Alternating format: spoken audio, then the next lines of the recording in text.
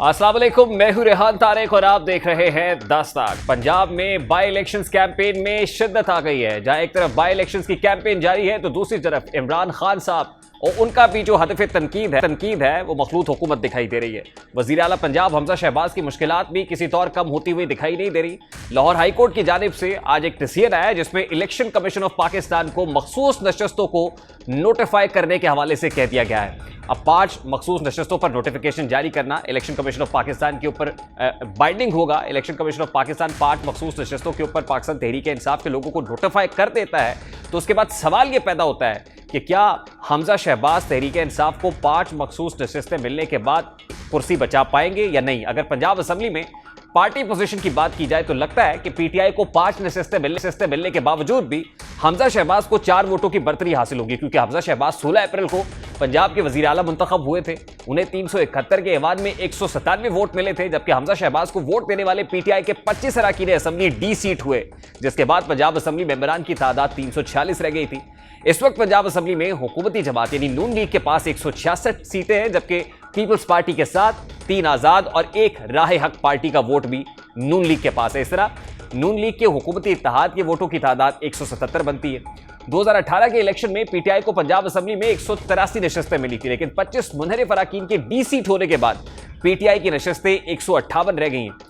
इस वक्त पंजाब असम्बली में पीटीआई के 158 और काफ लीग के 10 अरकान मिलाकर ऑपोजिशन के 168 अरकान बनते हैं। इसलिए पीटीआई को 5 मखसूस नशस्तें अगर मिल भी जाए तो ऑपोजिशन इत्तेहाद की तादाद 173 बनती है, यानी मखसूस नशस्तों के बाद भी हुकूमती इत्तेहाद को ऑपोजिशन पर 4 वोटों की बढ़तरी हासिल रहेगी। हुकूमती इत्तेहाद के पास 177 जबकि ऑपोजिशन के पास 173 रहेंगे।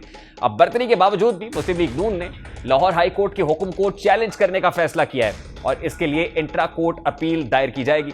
दूसरी जानिब एक लॉन्ग मार्च की नाकामी के बाद पाकिस्तान तहरीक इंसाफ के चेयरमैन इमरान तकिल मिजाजी से अपने अहदाफ का पीछा कर रहे हैं। वो बाई इलेक्शंस की कैंपेन के लिए खुद लाहौर के अंदर पहुंचे और वहां पर मुख्तलिफ कॉन्स्टिट्यूंसीज के अंदर कैंपेन की। इमरान खान इस वक्त क्या क्लेम कर रहे हैं, यूं लगता है कि जैसे इस वक्त पाकिस्तान तहरीक इंसाफ वर्सेस पीडीएम की बाकी तमाम जमातें हैं और पाकिस्तान तहरीक इंसाफ इसको हक व बातिल का मार्का करार दे रही है।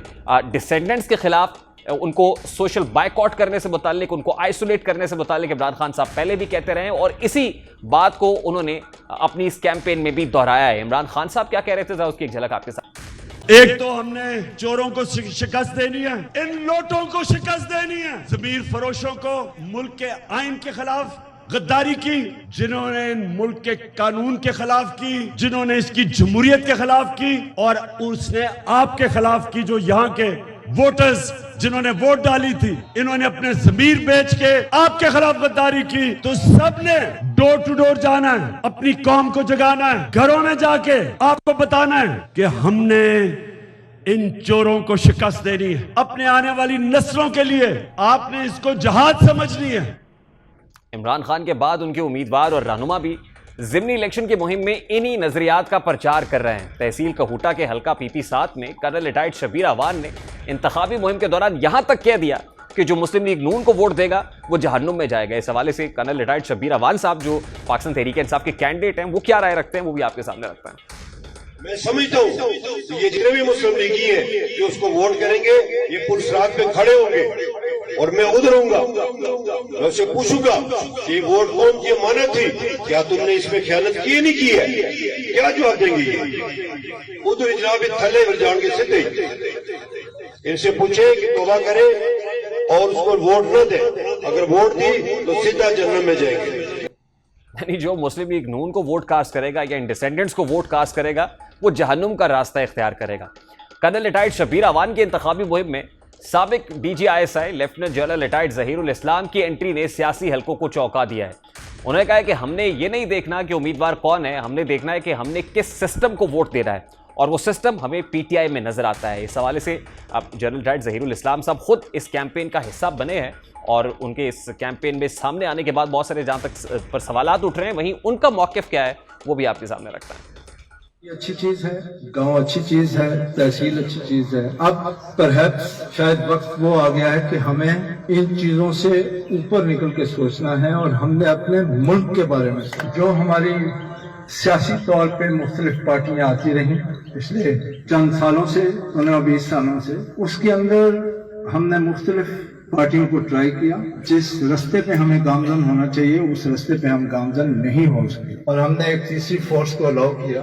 वो तीसरी फोर्स हमें लगा कि शायद डिलीवर कर सकती है। हमने ये नहीं देखना कि कैंडिडेट कौन है, हमने ये देखना है कि हमने किस सिस्टम को वोट देना है और वो सिस्टम हमें पीटीआई के अंदर नजर आता है। अब जनरल जहीरुल इस्लाम का नाम पाकिस्तान की सियासत में बहुत अहम है। लेफ्टिनेंट जनरल रिटायर्ड जहीरुल इस्लाम का नाम उस वक्त खबरों में आम हुआ जब वो सन 2012 में पाकिस्तान की मरकजी खुफिया एजेंसी यानी आईएसआई के सरबराह तैनात हुए। सन 2013 और 2014 के सियासी हालात कुछ ऐसे बने कि डीजीआईएसआई का नाम बार बार सुनने को मिलता रहा। मुस्लिम लीग नून के ये इल्जाम भी सामने आए कि जनरल जहीरुल इस्लाम ने पीटीआई के 2014 के धरने को पसे पर्दा सपोर्ट किया और उस वक्त की मुस्लिम लीग नून की हुकूमत को गिराने की कोशिश भी की गई। कहते हैं कि सियासत के सीने में दिल नहीं होता, मतलब ये तमाम तर चीज़ें, ये प्लान्स तो अब अनफोल्ड हो रहे हैं। उस वक्त जिस खदशे का इजहार किया जाता था उस वक्त की हुक्मरान जमात की तरफ से कि पसे पर्दा पाकिस्तान तहरीक इंसाफ के इस धरने को सपोर्ट किया जा रहा है, आज जब जनरल रिटायर्ड जहीरुल इस्लाम साहब खुद इस कैंपेन में उतरे हैं और उन्होंने अपने इन जज्बात का इजहार किया है, तो कहीं ना कहीं सवालात उठ रहे हैं और ये कहा जा रहा है कि वो तासुर जो उस वक्त था अब वो काफ़ी हद तक वो दुरुस्त साबित हो रहा है, वो काफ़ी हद तक अब गहरा हो रहा है। अब एक तरफ ये कैंपेन है जहां पर एक डिवाइड, एक लकीर खींची जा रही है, बताया जा रहा है कि ये दोज़ख का रास्ता है और दूसरा जो रास्ता है वो जन्नत का रास्ता है, हमारे साथ चले तो। वहीं पर जो पुराने सियासी ख़ानदान हैं जिनकी सियासत के बारे में बहुत बात होती रही, जिनकी वज़ादारी पर बहुत बात होती रही है, अब उनके दरमियान जो ख़ानदानी चपकलिश है, ये सियासत जो है उनके दरमियान एक चपकलिश भी पैदा किए हुए है और वो चौधरी बरादरान है पंजाब के, जिनके दरमियान जो डिवाइड है वो भी इसी मामले पर खुल के सामने आ गई है। चौधरी वजाहत हुसैन साहब जो चौधरी शुजात के छोटे भाई हैं, उनकी तरफ से क्या कहा गया, जरा वो भी आप। किसकी नजर लग गई है हमारे घर को? तारिक बशीर चीमें जिसने हमारे खानदान का बेड़ा गर्क करने में अहम किरदार अदा की, उसने जरदारी साहब को ये कहा कि हम मरते दम तक आपके साथ हैं। फ्रैंकलिन बेंजामिन बड़ा या मैं बड़ा या और कोई बड़ा, ना बाप ना भैया, सबसे बड़ा हमारी खानदान पे एक दाग लग गया उसे कि चौधरी ज़हूरुल्लाह का पोता उस दिन जरदारी को कहता है कि मुझे भी कुछ डॉलर दे, मुझे भी कुछ डॉलर दे दो। मैं चौधरी शुजात को इन्होंने अखबार बना के रखा। अब इस स्टेटमेंट के बाद चौधरी शुजात हुसैन साहब की तरफ से भी काफ़ी दिल गिरफ्तार ट्वीट किया गया और उनकी तरफ से भी इस पर ना सिर्फ ये कि कंडेम किया गया इसको, बल्कि उन्होंने भी अपने रंज और दुख का इजहार किया इस सारे मामले पर। इस वक्त ये बाई इलेक्शन है पंजाब का, जो ज़िंदगी और मौत का सवाल बना हुआ है दोनों तरफ से। एक तरफ पाकिस्तान तहरीक इंसाफ है, दूसरी तरफ पीडीएम की जमातें हैं जो सीट एडजस्टमेंट किए हुए हैं। फिर हमजा शहबाज शरीफ का इलेक्शन भी इसके ऊपर बेस करता है, यानी उनकी वजारत आला सारी की सारी इस पर आ खड़ी हुई है कि क्या वो अपनी वजारत आला बचा पाएंगे। बाई इलेक्शंस के अंदर अगर तो पाकिस्तान तहरीक इंसाफ कॉम्प्रीहेंसिवली जीतती है तो ऑब्वियसली उनका जो नैरेटिव है वो सच्चा साबित हो जाएगा, वो मज़ीद बेहतर, मज़ीद स्ट्रांगली सामने आएंगे। लेकिन अगर पीडीएम पाकिस्तान मुस्लिम लीग नून लेड कोलिशन पीटीआई को डिफीट करता है पंजाब के अंदर, तो ये पाकिस्तान तहरीक इंसाफ, जिसे कहते हैं ना कि उनकी सियासत के ताबूत में आखिरी कील साबित होगा। इस सारे मामले पर बात करेंगे। इस वक्त पाकिस्तान तहरीक रहनुमा सेनेटर आजम खान स्वाति साहब ने हमें ज्वाइन किया है। अस्सलाम वालेकुम स्वाति साहब, बहुत बहुत शुक्रिया आपके वक्त के लिए। स्वाति साहब, सबसे पहले तो मेरा बड़ा सादा सा सवाल है, ये लेफ्टिनेंट जनरल रिटायर्ड जहीरुल इस्लाम साहब ने पीटीआई ज्वाइन कर ली है? मुझे मेरे इल्म में नहीं है जो आप बात कर रहे हैं, मुझे कतन मेरे इल्म के अंदर नहीं है कि ये कब की खबर है, मुझे ये भी इल्म नहीं है कि सारा दिन सेनेट के अंदर था। कर्नल शबीर अवान साहब है PP7 में पाकिस्तान तहरीक इंसाफ के कैंडिडेट है। नहीं, ये बाकायदा तस्वीर है, उनकी तकारीर है, उनकी कॉन्स्टिट्यूएंसी के अंदर वो कैंपेनिंग करते हुए। नहीं, मैं कतन जो है इसको रद्द नहीं करता। मैं ये कह रहा हूँ कि जब मुझे इल्म ही नहीं है तो जाहिर है कि मैं उसके ऊपर जो है बहस नहीं कर सकता, क्योंकि हमारी जो कोर कमेटी का जो व्हाट्सएप ग्रुप है या कैबिनेट का जो व्हाट्सएप ग्रुप है उसके अंदर मैं शामिल हूँ। मैं आपको आधे घंटे पहले की बात करता हूँ कि मैंने कोई ऐसी चीज़ देखी नहीं है। जब मैंने देखी नहीं है तो जाहिर है कि मैं सियाक और सबाक से हट कर तबसरा करने के काबिल नहीं हूँ। मैं सिर्फ अपनी जो है कमज़ोरी या अपनी लाइल्मी का इज़हार आपके सामने कर रहा हूँ ताकि आपके नाजरीन, और मैं जाहिर है कि हकीकत और सच्चाई के ऊपर मैं आपको बताता हूँ कि मुझे कतन इस बारे में कोई इल्म भी नहीं है। ठीक है, यानी आपके व्हाट्सएप ग्रुप में नहीं है, तकरीबन आधा घंटा पहले देखा जो आपका कोर कमेटी का व्हाट्सएप ग्रुप है, अगर उसमें नहीं है तो इसका मतलब फॉर्मली उन्होंने पीटीआई ज्वाइन नहीं की, और यही शायद फवाद चौधरी साहब का भी स्टांस है कि पीटीआई उन्होंने ज्वाइन नहीं की। लेकिन हाँ, हमायत जरूर कर रहे हैं वो कर्नल शबीर अवान साहब की, क्योंकि वो आपके कैंडिडेट है पीटीआई को, और वो कहते हैं कि तीसरी कुव्वत के तौर पर पीटीआई को हमने सपोर्ट किया था और हम समझते हैं कि पीटीआई बेहतर जमात है?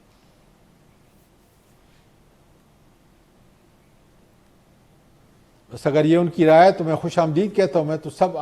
मैं तो आपको भी खुश आमदीद कहता हूँ, आपके चैनल को खुश आमदीद कहता हूँ कि कम से कम आके जो है मुल्क और आइन को तोड़ने वाले, मुल्क और आइन को तबाह करने वाले, सारे साजिश करने वाले, उनके खिलाफ खड़े। ज़हीरुल इस्लाम साहब तो साबिक DGISI हैं और उस वक्त DGISI थे जिस वक्त आपका जो शोरा आफाक 126 रोज का धरना है वो चल रहा था, और उन दिनों क्या बात होती थी। तो आपको लगता है कि वो तासुर जो उस वक्त कायम हो रहा था ये उस तासुर को मजीद गहरा कर रहा है ये खबर खास तौर पर? सर मैं वही कह रहा हूं कि जब मैं खबर देखूंगा, उसका बैकग्राउंड देखूंगा, मैं पता करूंगा। मैं अब जा रहा हूं इंशाल्लाह ताला अभी मुल्तान थोड़ी देर के बाद, तो मैं ज़रूर जो है सिलसिले में थोड़ी अपनी उस तसल्ली के लिए, उसके लिए कि इस खबर में कहाँ तक सदाकत है, क्या वो कर रहे हैं, तो मैं इंशाल्लाह बेहतर तौर पे जो है इस पर तबसरा करूँगा। अभी पाकिस्तान में बुनियादी तौर पे जो है आइन का तातल है, कानून का तातल है, बहुत सारे और काम है। अगर किसी और मौके के ऊपर जो है मुझसे ये बात करेंगे तो मैं बेहतर तौर पे आपका जवाब जो है देखिए ना स्वाति साहब, मेरा ख्याल है कि ये जो बाई इलेक्शन है, सूरत हाल क्या है? जी बिल्कुल है, लेकिन ये जो बाई इलेक्शन है काफी हद तक वो जो तातुल आया हुआ है ये रखना है उन मामलात के अंदर जो कॉन्स्टिट्यूशनली होने चाहिए थे। स्मूथ सेलिंग नहीं हुई इतने बड़े 12 करोड़ के सूबे के अंदर। आपको नहीं लगता कि इन 20 नशस्तों पर इंतखाब के बाद कम से कम क्लैरिटी आ जाएगी कि मेजोरिटी किसके पास है? देखिए, मेजॉरिटी तो आपको पता है कि अगर इस वक्त जो है फ्री एंड फेयर इलेक्शन होते हैं और एक मुतनाज़े इलेक्शन कमीशन जो है उसको वाच नहीं करता, तो इंशाल्लाह ताला आप देखेंगे कि सारी जमातें एक तरफ खड़ी हों। 71% इंशाल्लाह ताला इस वक्त हमारी कि मेरे इस पाकिस्तान को जिसमें 5.96 मतलब 6% GDP की ग्रोथ हो रही थी इमरान खान के वक़्त में, उसको किधर से किधर पहुंचा दिया। और क्यों? कौन सी गलती थी? आपके सारे माशी अहदाफ जो है बेहतरी की तरफ जा रहे हैं। उसके ऊपर तो बड़ा सिंपल सा स्टांस है कि आप बारूदी सुरंगें बिछा गए थे। आपने जो IMF के साथ सख्त मुआहिदा किया था, असल में उसके इम्प्लीकेशंस है जो भुगतने पड़ रहे हैं। दूसरा, अभी अगर आपने ख्वाजा आसिफ साहब की तकरीर सुनी हो पार्लियामेंट के अंदर, तो ख्वाजा आसिफ साहब ये कह रहे हैं कि इंटरनेशनल फोरम पे भी हमारी खासी जगह सही हुई है। मतलब वो जो कनाडा की पार्लियामेंट के अंदर हुआ और फिर अमेरिका की सड़कों के ऊपर जो एहतजाज हुआ, तो इंटरनेशनली भी जो है वो ये जो रेजीम चेंज का फिनोमेना है खास तौर पर, कहते हैं प्योरली कॉन्स्टिट्यूशनल था। आपने इसको इस तरह से डिप्लोमेटिकली हमारी जो जगह सही करा रहे हैं उसकी जिम्मेदार भी पाकिस्तान तहरीक इंसाफ है। ये किराए के टट्टू नहीं है, ये उन लोगों की आवाज है जो 33 अरब डॉलर जो है मुल्क पाकिस्तान को बेचते हैं, उसकी मईशत चलाते हैं। मैं खुद 25 साल जो है बैरूनी मुल्क रहा हूं। वो किराए के लोग नहीं, उनके पास वक्त ही इतना नहीं है। आपके चाहने वाले बैरूनी मुल्क पाकिस्तानियों के पास इतना वक्त ही नहीं कि रोडों के ऊपर आए। गांव का नाम लें, जिस शहर का नाम लें। लेकिन स्वाति साहब, ये हेट पॉलिटिक्स भी तो हो रही है। आप बड़े सीजन्ड पॉलिटिशियन हैं, आप तो समझते हैं इस मुल्क से मोहब्बत है। देखिए, आज आपका एक कैंडिडेट एक जलसे में खड़ा होकर कहता है कि देखिए मेरा जो अपोनेंट है, अगर आप उसको वोट कास्ट करेंगे तो आप जहन्नुम में जाएंगे।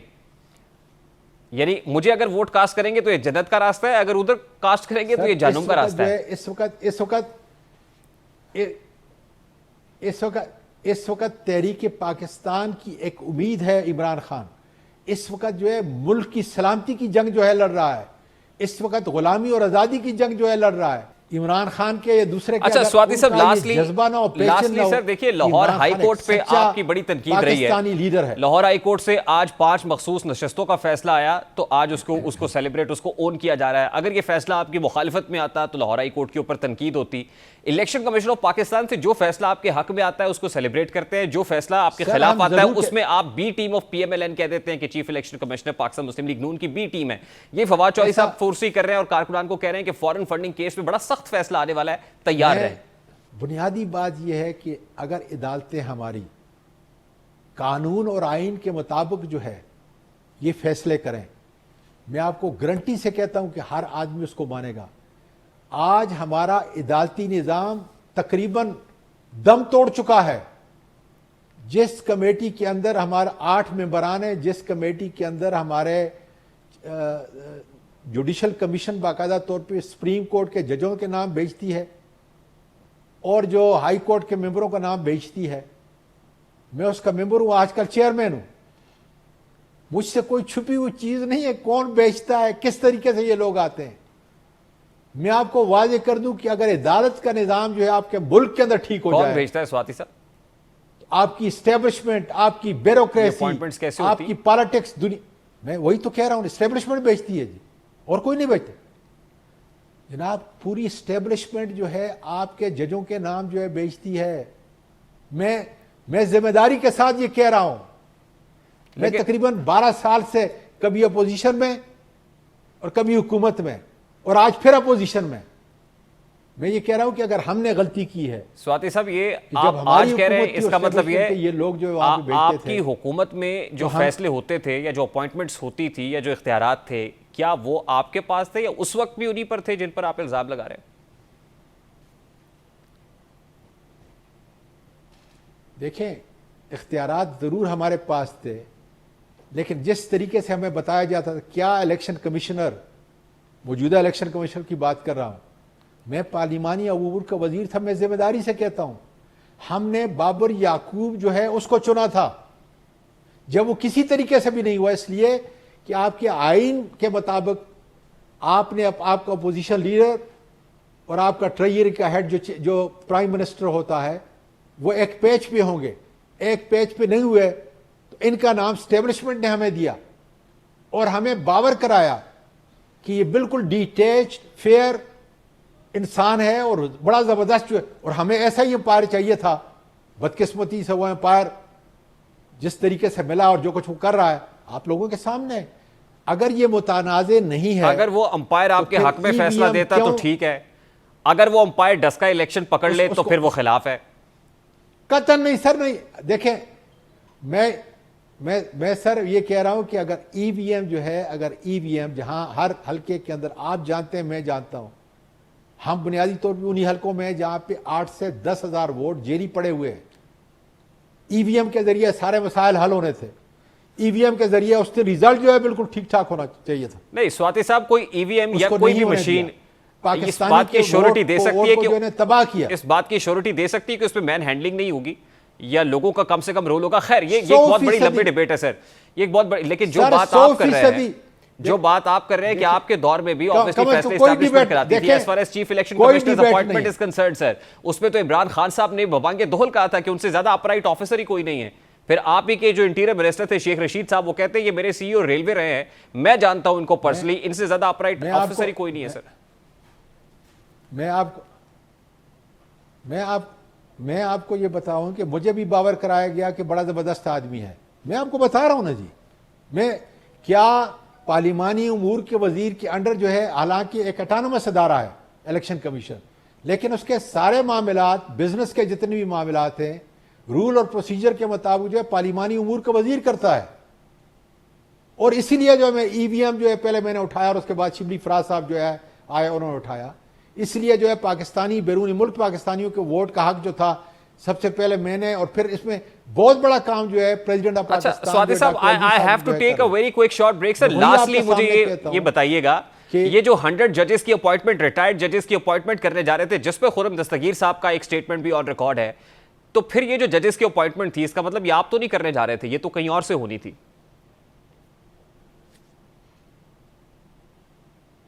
नहीं, मैं वही कह रहा हूं सर कि जितनी भी बड़ी अपॉइंटमेंट्स हैं, हमें ये बावर कराया जाता था कि ये बिल्कुल जबरदस्त किस्म के लोग हैं, काबिल लोग हैं।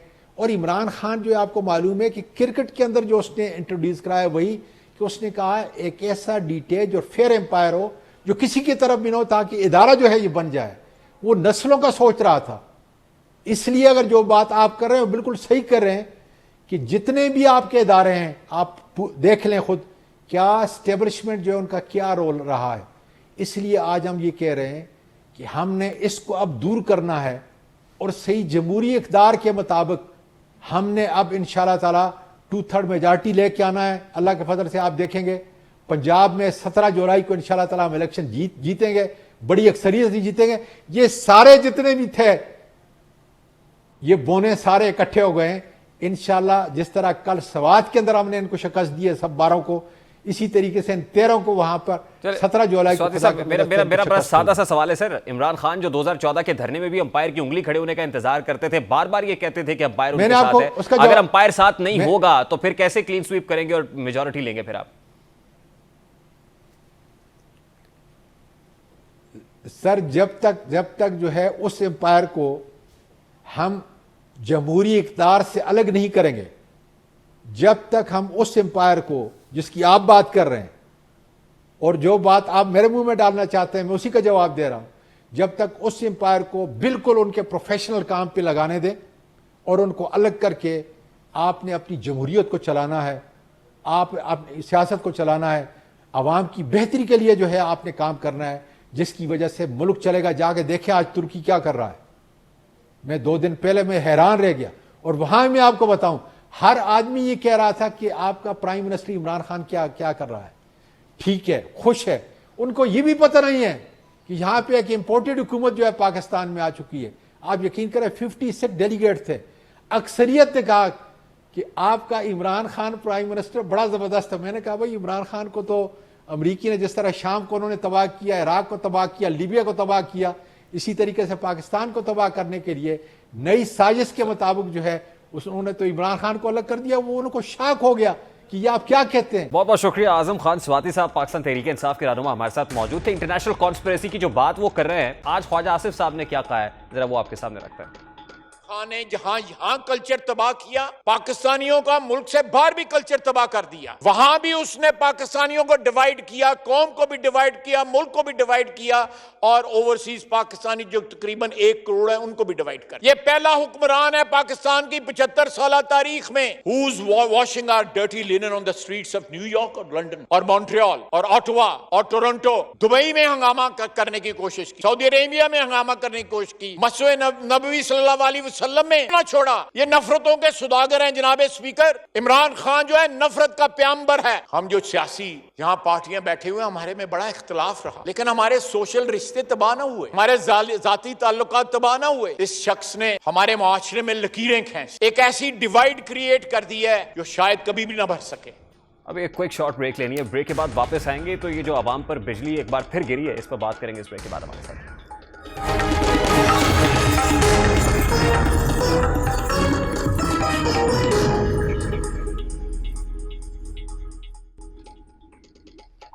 Welcome back. मुल्क की मईशत को संभालने के लिए मुस्लिम लीग नून को इसहाक डार की याद तो बहुत देर से सता रही थी, लेकिन अब इत्तलात है कि इसहाक डार ने भी वतन वापसी का फैसला कर लिया है और उम्मीद की जा रही है कि इसहाक डार जुलाई के दूसरे हफ्ते में पाकिस्तान वापस आ सकते हैं। वतन वापस आकर इसहाक डार पहले बतौर सेनेटर अपना हल्फ लेंगे, जिसके बाद वो वफाकी वजीर खजाना का कलमदान संभालेंगे और इससे भी कबल मुस्लिम लीग नून ने इसहाक डार की वतन वापसी के लिए उनकी हिफाजती जमानत मंजूर कराने का भी प्लान तैयार कर लिया है। जहाँ इसहाक डार वतन वापस आ रहे हैं वहीं मुल्क की मईशत में कदरें संभलना शुरू हो चुकी है। अब बहुत सारे जो डिफ़िकल्ट सिचुएशन है, प्रॉब्लम है, उसमें ज़रा ये बताते हैं कि वज़ीर आज़म शहबाज शरीफ साहब और मिफ्ता इस्माइल के दरमियान भी अभी तक हालात खुशगवार नहीं हो सके हैं। वो मिफ्ता इस्माइल की परफॉर्मेंस से को बहुत खुश नहीं है, जिसके बाद उन्होंने जो लंदन में क़यादत है उससे कहा था कि आप इसहाक डार साहब को वतन वापस भेजें क्योंकि मुल्क की मईशत को इसहाक डार की बहुत ज़रूरत है। और अब ज़रा ये बता रहे हैं कि लंदन से ग्रीन सिग्नल मिलने के बाद इसहाक डार की वतन वापसी के लिए तैयारियां शुरू हो गई हैं। वतन वापस पहुंचेंगे और फिर बाकायदा तौर पर मईशत को जो है वो संभालेंगे। गो के इसहाक डार साहब लंदन से भी मईशत को एक मुतज़ाद आरा के मुताबिक कंट्रोल तो कर रहे थे। मिफ्ता इस्माइल साहब का IMF से मुज़ाकरात के लिए पहुंचना हो तो उससे पहले वो इसहाक डार साहब से मुलाकात करके IMF से बातचीत करते थे, लेकिन अभी पता ये चल रहा था कि इसहाक डार भी मिफ्ता इस्माइल से बहुत ज़्यादा खुश नहीं थे और शहबाज शरीफ साहब भी को बहुत खुश नहीं थे मिफ्ता इस्माइल की इस परफॉर्मेंस से। और अब उसके बाद ये करेक्टिव मेजर के तौर पर देखा जा रहा है। अभी आज ही नेपरा की समात हुई है और उस समात में एक इम्पॉर्टेंट डिसीजन जो एक कॉमनर से जुड़ा हुआ है वो ये है कि बिजली के फ्यूल एडजस्टमेंट की मद में 7 रुपये 90 पैसे जो है वो फी यूनिट बढ़ा दिए गए हैं।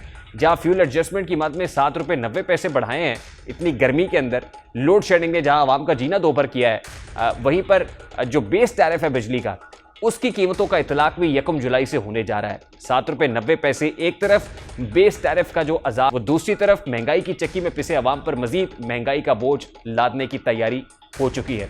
अशिया खुरोनोश की बढ़ती हुई कीमतें हैं, भारी भरकम टैक्सेस हैं, उनके बोझ तले अवाम है, वही मजीद मुश्किलात का बाइस भी बनेगा। कॉमनर, तनख्वाहदार और खत गुर्बत से नीचे ज़िंदगी गुजारने वालों के लिए बिजली का बिल तो बढ़ेगा ही, साथ ही साथ उन्हें पैदावारी लागत बढ़ने के बायस बाकी अशिया भी महंगे दामों खरीदनी पड़ेंगी, क्योंकि जो प्रोडक्शन कॉस्ट है उसमें भी इजाफा हो ही जाएगा और उसे भी आवाम से वसूल किया जाएगा।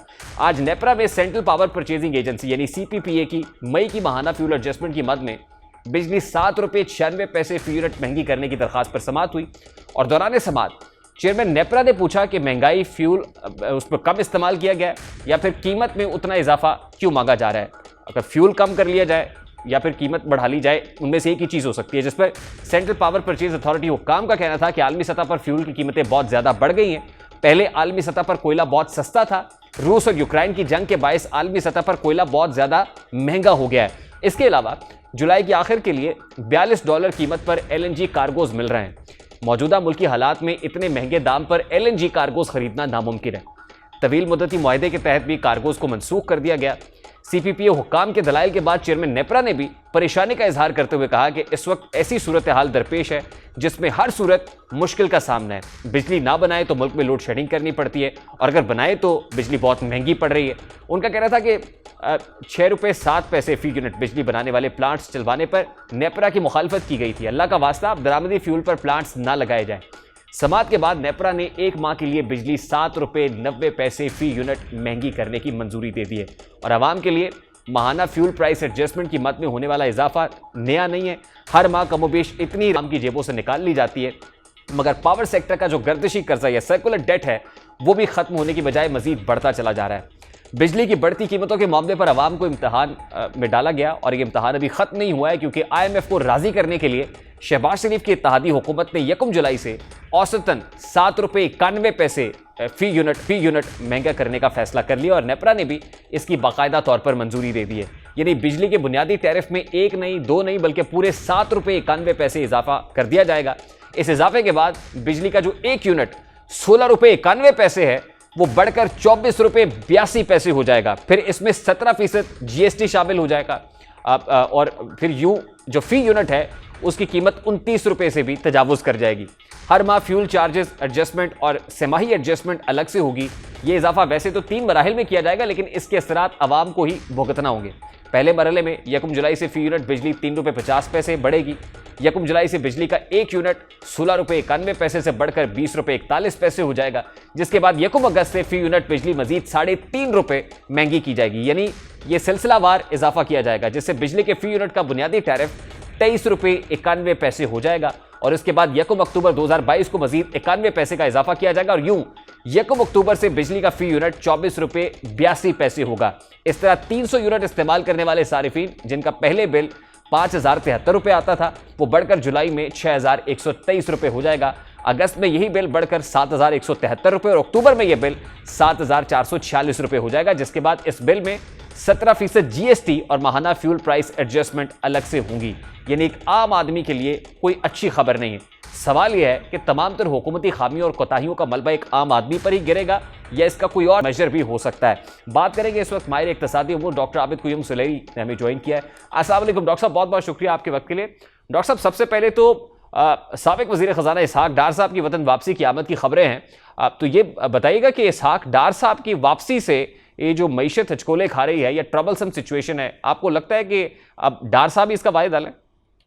अभी तो यह खबर गर्म है, इसका कंफर्म नहीं है, लेकिन इसको 2 तरह से देखा जा सकता है। पहली चीज़ तो ये है कि मिफ्ता साहब भी डार साहब के मशवरे के साथ ही चल रहे थे। आपको याद होगा कि पहली IMF के साथ जो समिट में उनकी स्प्रिंग मीटिंग में शिरकत के लिए वो रास्ते में रुके थे, वो डार साहब के पास, वहाँ से मशवरे वगैरह करके फिर वो गए थे वहाँ पे IMF की मीटिंग पे। तो उनका कुछ ना कुछ जो इनडायरेक्ट एडवाइस थी वो तो ऑलरेडी शामिल थी।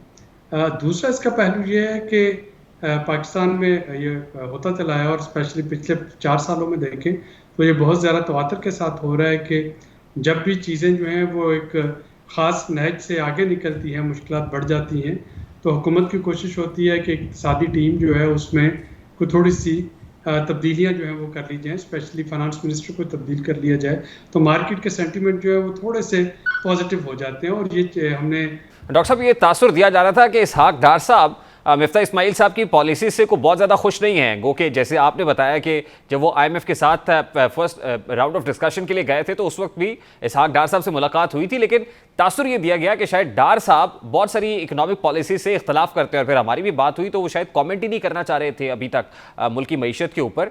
तो उससे ये तासुर मजीद गहरा होता है कि अब वो आएंगे तो एक इम्प्रेशन देने की कोशिश की जाएगी कि असल तो डार साहब संभाल सकते हैं इस ट्रबलसम सिचुएशन को, जो शायद मिफ्ता साहब के बस में नहीं था।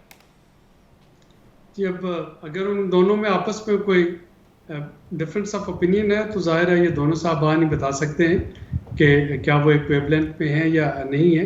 लेकिन जैसा कि मैंने कहा कि अगर हुकूमत को ये लगता है कि माली मामला जो है अब उस पर स्टेक होल्डर्स को कन्विंस करना, आवाम को समझाना जो है वो मुश्किल होता चला जा रहा है, तो चेंज ऑफ फेस जो है उसके साथ कुछ अरसे के लिए उनको एक ब्रीदिंग स्पेस या ब्रीदिंग क्वेश्चन मिल सकता है।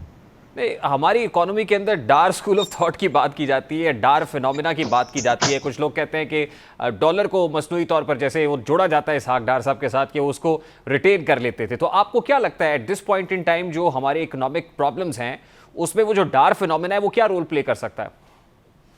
ख्याल कि इस वक्त कोई भी ऐसा फिनोमिना जो है वो हेल्प कर सकता है हमें, क्योंकि जिस ज़माने में डार साहब रुपये को 102 रुपये तक रखने पे कामयाब थे उस वक्त हमारे जो फॉरेन एक्सचेंज रिजर्व्स थे वो बड़े अबंडेंट थे, और इस वक्त जो ऑडिटेड रिपोर्ट्स हैं वो आपको बताती हैं कि तकरीबन 35 से 40 अरब बिलियन जो डॉलर थे, 35 से 40 बिलियन डॉलर, 7 बिलियन डॉलर तकरीबन पर एनम के हिसाब से वो गुज़िश्ता हुकूमत ने, PMLN हुकूमत ने डार साहब के ज़माने में वो कैश करवाए थे कमर्शियल बैंक्स के ज़रिए ताकि रुपए की कीमत को मुस्तहकम रखा जा सके। तो उस वक्त तो वो पॉसिबल था जब CPEC के डॉलर्स आ रहे थे, जब आपके पास रिजर्व्स मौजूद थे। आज अगर ये वो फार्मूला हम दोहराना चाहें रुपए को आर्टिफिशियली स्टेबलाइज करने का तो नहीं कर पाएंगे, क्योंकि हमारे पास रिजर्व्स में डॉलर ही नहीं है। अच्छा डॉक्टर साहब, एक तरफ तो ये प्रॉब्लम है हमारे जो रिजर्व्स का है, फिर दूसरी तरफ हम देखा पेट्रोलियम मसनूआत की कीमतें बढ़ा दी गई, जो टैक्स जो है वो रिजीम के अंदर कुछ चेंजेस की गई हैं वो भी सामने है। अभी एक और बहुत बड़ा प्रॉब्लम है और वो है बिजली के टैरिफ का। आज भी जो हेयरिंग थी नेपरा की उसके अंदर 7 रुपये 90 पैसे फ्यूल एडजस्टमेंट की मद में बढ़ा दिए गए हैं और 1 जुलाई से इसका इतलाक भी होने जा रहा है। ये ज़रा व्यूवर्स को भी समझाइए, कॉमनर के लिए, कि ये फ्यूल एडजस्टमेंट और फिर ये फ्यूल एडजस्टमेंट का जो बम है ये असल में होता क्या है? देखिए, चूँकि जब आपकी बिजली जो है जब वो थर्मल बनाई जाती है फर्नेस ऑयल से या LNG से, गैस वगैरह से, तो उसकी कॉस्ट जो है वो तो चेंज हो रही होती है। अब जो बिजली आज मुझे मिल रही है ये उस फ्यूल से बनी होगी जो कि 1 महीने पहले आया है, और जो बिजली मुझे अगले महीने मिलेगी वो आज के फ्यूल से मिलेगी। तो ये जो आपको रेट जो कि कस्टमर पे करता है और वो रेट जिस पे कि फ्यूल मंगवाया जाता है, उन दोनों में डिफरेंस होता है, और इसी को फ्यूल एडजस्टमेंट चार्ज के जरिए एडजस्ट करने की कोशिश की जाती है। खान साहब की सब्सिडीज़ में एक सब्सिडी ये भी थी कि फ्यूल की जो प्राइसेस थी वो चूँकि 30 जून तक उन्होंने फिक्स कर दी थी, उसके साथ इलेक्ट्रिसिटी पे भी उन्होंने 5 रुपये पर यूनिट जो है वो देने का रिलीफ देने की बात की थी। तो इसी वजह से अब जब बाकी की सब्सिडीज़ आपकी रोल बैक होंगी, जाहिर है कि ये सब्सिडी भी रोल बैक होगी, और वो जो पिछले 2-3 महीने का इम्पैक्ट है 5 रुपये पर महीना के हिसाब से जो रिलीफ का, वो अब वापस आ रहा होगा। लेकिन ऑन टॉप ऑफ इट, चूँकि अब पिछले अरसे के दौरान जबकि $71 पर बैरल पे था और आज के दौरान जबकि $112-13 पर बैरल है, तो इस सारे का जो फ्यूल एडजस्टमेंट है वो भी हुकूमत को रिकवर करना है। तो तकरीबन $7.98 पर यूनिट जो बेस टैरिफ है वो बढ़ाया जा रहा होगा। अभी ये देखना बाकी है कि वो यकमुश्त पड़ जाता है या हुकूमत को ये फ्लेक्सिबिलिटी मिल जाती है IMF से कि उसको 2-3 फेजेस में बढ़ा दिया जाए। लेकिन ये 8 रुपये पर यूनिट जो है ये बेस टैरिफ बढ़ेगा और उसके ऊपर यानी डॉक्टर साहब एक बात तो तय है कि जैसे जैसे पेट्रोलियम प्रोडक्ट्स की प्राइसेस बढ़ेंगी उसी तरह से ये जो टैरिफ है, इलेक्ट्रिसिटी टैरिफ, ये भी इंक्रीज ही होगा, डिक्रीज नहीं होगा इन फ्यूचर। और फिर दूसरा ये कि ये जो बेस टैरिफ पहले रिवाइज किया गया, जो इलेक्ट्रिसिटी के ऊपर से जो सब्सिडीज थी वो रिमूव की गई, तो फिर कंज्यूमर के लिए तो दोहरा अजाब है। एक आपको फ्यूल एडजस्टमेंट की बद में पैसे पे करने पड़ रहे हैं, और दूसरा जो इससे पहले जो एडजस्टमेंट्स हो गई हैं सब्सिडीज को रिमूव करके, उसकी बद में भी आपको टैरिफ जो है फी यूनिट इंक्रीज हो जाएगा। तो अभी जहां पे टैरिफ खड़ा हुआ था लास्ट ईयर, अब तो एग्जैक्टली उससे डबल है, और समझा जाए कि इन कमिंग डेज ये को 30 रुपए फी यूनिट के ऊपर पहुंचेगा। डिपेंड करता है, अगर आप टाइम ऑफ यूज कंज्यूमर हैं तो आपको जो पीक आवर्स में तकरीबन 35 रुपए यूनिट तक पहुंच जाएगा, हाफ पीक आवर्स में को 28 रुपए यूनिट तक पहुंच जाएगा। लेकिन आप ये भी देखिए ना, जैसे अभी आपको जुलाई के लिए सिर्फ एक ही स्पॉट रेट पे कार्गो की ऑफर हुई, और वो ऑफर हुई है आपको $39 से थोड़ा सा ज़्यादा है MMBTU गैस। अब अगर वो आप $39-40 MMBTU पे गैस ला के उसकी बिजली बनाते हैं तो वो यूनिट जो है 55 रुपये का पड़ेगा। तो नेपरा की आज की हेयरिंग में जो मेन आर्गूमेंट था वो यही था कि या तो आप लोड शेडिंग बर्दाश्त कर लें, अगर समझते हैं कि फ्यूल बहुत महंगा और बिजली बहुत महंगी है तो ठीक है, फिर लोड शेडिंग कर लें, और अगर आप लोड शेडिंग नहीं करना चाहते तो फिर महंगी बिजली की तरफ जाइए, जो कि महंगी बिजली खरीदना पड़ेगी। तो ये between devil and deep sea है, कोई एक चॉइस जो है वो जाहिर है कि हुकूमत को और सार्फिन को करना होगी कि या तो बिजली बिल्कुल ना हो या फिर बिजली महंगी हो, चूँकि IPPs हो या गवर्नमेंट के अपने जनरेशन के जो है प्लांट्स, वो बहुत महंगा फ्यूल लेके बहुत सस्ती बिजली तो नहीं दे पाएंगे। अच्छा डॉक्टर साहब, लास्टली ये फरमाइएगा, उमर अयूब साहब के मुंह से हमने यही सुना कि जिस वक्त वो आए कि हम ये जो सर्कुलर डेट है इसको ज़ीरो कर देंगे, लेकिन सर्कुलर डेट हमने स्नोबॉल होता हुआ ही देखा। मिफ्ता इस्माइल साहब जब फाइनेंस मिनिस्टर नहीं थे, ऑपोजिशन में थे, तो कहते थे कि हम सर्कुलर डेट को ज़ीरो करेंगे। ये जो अभी हो रहा है, ये जिस तरह से टैरिफ इंक्रीज हो रहा है, और अभी हम ये सवाल हमारे सामने, हमारे पेश नज़र ये है कि या तो इलेक्ट्रिसिटी यूज़ ना करें, अगर करनी है तो फिर आपको उसके डबल पैसे देने पड़ेंगे, तो फिर सर्कुलर डेट वाला जो फिनोमेना है ये तो स्नोबॉल होता रहेगा। बिल्कुल, चूंकि इसी और IMF का यही एग्जैक्ट पॉइंट है। IMF को ये चीज़ में दिलचस्पी नहीं कि आपका बिल क्या बनता है बिजली का, उनको इस चीज़ से दिलचस्पी है कि आपकी वो लाइफ लाइन कंज्यूमर को छोड़ के बाकी सारे कंज्यूमर जो है वो उसकी कॉस्ट ऑफ जनरेशन जो है पूरी पे करें। और सर्कुलर डेट को अगर आपको देखना हो तो आप देख लें कि जो 2013 का सर्कुलर डेट था वो 2018 में डबल से ज़्यादा हो चुका था, और जो 2018 का सर्कुलर डेट था वो अब आके 2022 में उससे डबल हो चुका है, डबल से ज़्यादा हो चुका है। और इसके साथ साथ गैस का एक नया सर्कुलर डेट जो है वो खड़ा हो चुका है, जो तकरीबन 650 रुपये है। तो ये बढ़ता चला जाएगा अगर आप इसकी कॉस्ट रिकवर नहीं करते, यानी अगर आप फुल कॉस्ट रिकवर करना शुरू कर देते हैं तो ये यहाँ पे कंटेन हो जाएगा, आगे नहीं बढ़ेगा। लेकिन अगर आप इसको रिड्यूस करना चाहते हैं तो फिर आपको इसकी जो पिछले वाले एरियर्स थे वो भी बीच में लगाने होंगे, और यही वजह है कि बिजली और गैस की कीमतें जो है वो उनमें रोज़ बरोज़ इजाफा होता चला जा रहा है। बहुत शुक्रिया डॉक्टर आबिद क़य्यूम सुलेरी हमारे साथ मौजूद थे। अभी एक ब्रेक लेंगे, और ब्रेक के बाद जब वापस आएंगे, ब्रिक्स कॉन्फ्रेंस के अंदर ब्रिक्स समिट जो हो रही है उसमें चीन ने पाकिस्तान को नज़रअंदाज क्यों किया, इस पर बात करेंगे इस ब्रेक के बाद हमारे साथ।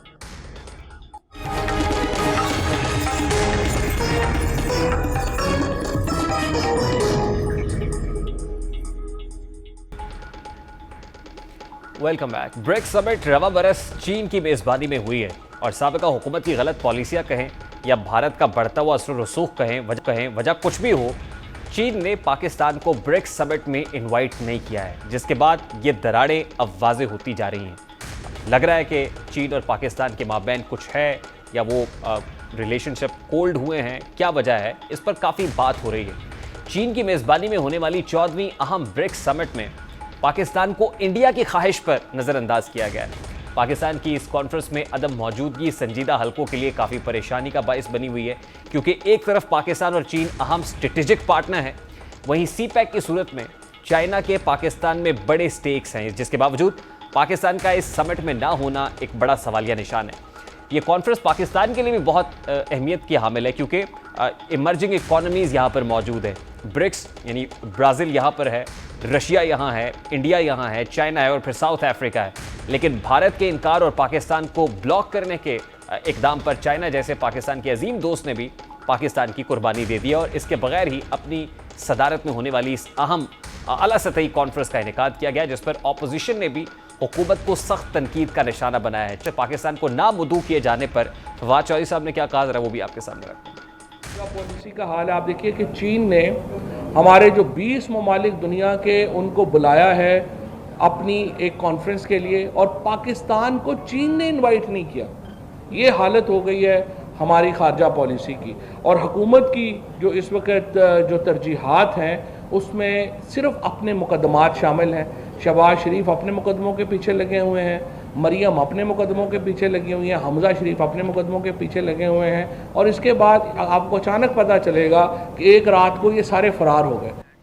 ये 5 ममालिक का इत्तेहाद तो है ही ब्रिक्स की सूरत में, लेकिन मजीद 13 ममालिक को इस आला सतही मुज़ाकरात को देखने के लिए, विटनेस करने के लिए चीन की तरफ से मदऊ किया गया इस वर्चुअल समिट में। इन ममालिक में चीन, भारत, ईरान, मिस्र, इसी तरह अलजायर, कंबोडिया, थाईलैंड, इंडोनेशिया और मलेशिया शामिल हैं, जबकि रूसी सदर पुतिन ने भी इस अहम कॉन्फ्रेंस में शिरकत की है।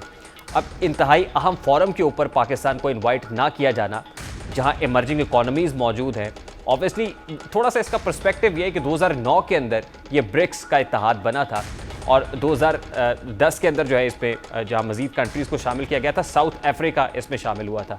चीन के इसको मज़ीद ब्रॉडन किया जाए, इसमें मज़ीद कंट्रीज़ को भी शामिल किया जाए और G7 के पैरेलल एक इत्तेहाद बना लिया जाए, ताकि अगर कोई सैंक्शंस आती हैं अमेरिका की तरफ से या यूरोपियन कंट्रीज़ की तरफ से, तो ये ममालिक मिलकर अपनी इकॉनमी को रन कर सके। पाकिस्तान का यहाँ पर ना होना is a big question mark. Program का वक्त अपने इख्तिताम को पहुँचा है। आपसे मुलाकात होगी इंशाल्लाह कल। तक ख्याल, अल्लाह हाफ़िज़।